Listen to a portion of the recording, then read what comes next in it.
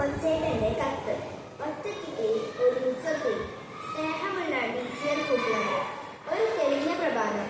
ഒരു പറ്റം കുഞ്ഞുറുമ്പുകൾ ഭക്ഷണം തേടിയിറങ്ങി. ഏറെ നേരത്തെ അന്വേഷണത്തിന് ശേഷം ഒരു മരത്തിന്റെ ചുവട്ടിലേക്ക് അവരിൽ ഒരാൾ ഓടിയെത്തി. ഇതാ വലിയൊരു നെൽമണി, ഇത് നമുക്ക് ഒത്തിരി ദിവസത്തേക്കുള്ള ഭക്ഷണമാക്കാം. അപ്പോൾ കൂട്ടത്തിൽ കുഞ്ഞുറുമ്പ് തടസ്സം പറഞ്ഞു. ഇത്രയും വലിയ നെല്ല് ആര് ചുമക്കും? എനിക്കേതായാലും പറ്റില്ല. അതിനാൽ നമുക്ക് മറ്റു വഴി നോക്കാം.